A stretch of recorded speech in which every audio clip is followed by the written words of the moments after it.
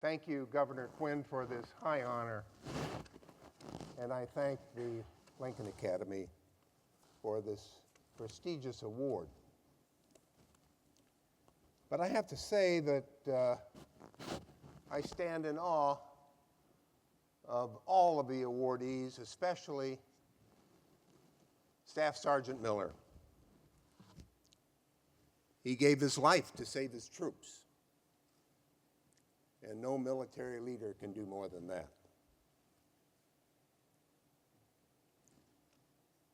It's good to see many friends, people who go back a long way with me here in Springfield. I think Wally Henderson is here. He and I played football at Springfield High School 65 years ago. He may not want me to say that. And I'm very pleased to see my family. My sons Mike and Ron Jr., my daughter Allison, my grandson Hayden. I'm pleased that they're here to see the formalities. You know, any success that I achieved in my professional life was due to my mother and my father. They lived the American dream. My father was an illegal immigrant from Sweden.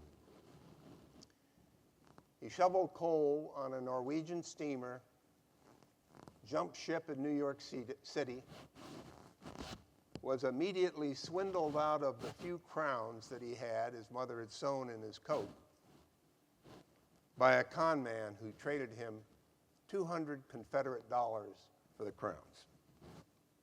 He never trusted the Southerners again.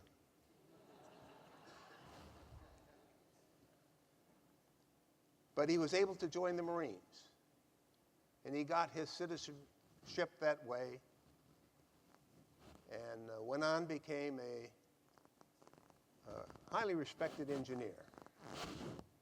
He worked on the restoral of the Lincoln State House here in Springfield. My mother was also an immigrant from Sweden. She came here by herself at age 15 and was a lady's maid in New York City. And they loved America, and they taught their children to love America. And I was so lucky to be raised in Springfield, starting in a one-room schoolhouse on Bruns Lane, and then on to Du Bois Grade School, Butler Grade School, Springfield High School, University of Illinois. I was helped all along the way by teachers and coaches, mentors, distinguished citizens of Springfield, helped to permit me to go on to the Naval Academy, to reach my goal. And I'm very proud to be a Naval Academy graduate. You know, along with West Point and the Air Force Academy, the Naval Academy is one of the finest leadership universities in the world. In the 1950s, I was serving on a diesel-electric submarine. And I got orders back to Washington to be interviewed by Admiral Rickover, the father of the nuclear navy. And after the interview, he stood up, you know, he's only about 5'1", and looked up at me and said, "Thunman, you're nothing but a dumb football player. You're a punching bag. You were not even a good football player." He said, "But I'll take a chance on you.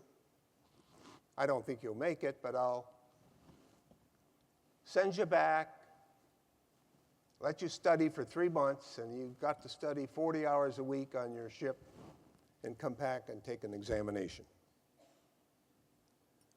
Well, that was kind of a shock, because I thought I was a pretty good lieutenant. And I went back and told my commanding officer and my squadron commander, And they said, well, that's hogwash. Admiral Rickover will only be around for about another year.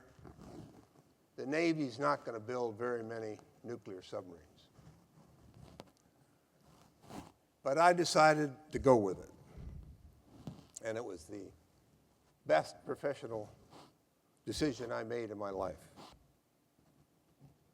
I worked for Admiral Rickover directly and indirectly for the rest of my Navy career. He was a real patriot, a great man, a little tough to deal with, but he contributed so much to our country. He built about 150 nuclear submarines. He built about a dozen nuclear aircraft carriers. And this strategic deterrent force played the major role in the winning of the Cold War. Or at least that's my judgment. Well, let me close by recognizing my beautiful wife, Owsley. You know, her grandfather was Abraham Lincoln's law clerk. Now, that's her grandfather. So she's the real Lincoln Laureate in my household. And she's the love of my life. Thank you again for this recognition. God bless Illinois. God bless America. Thank you.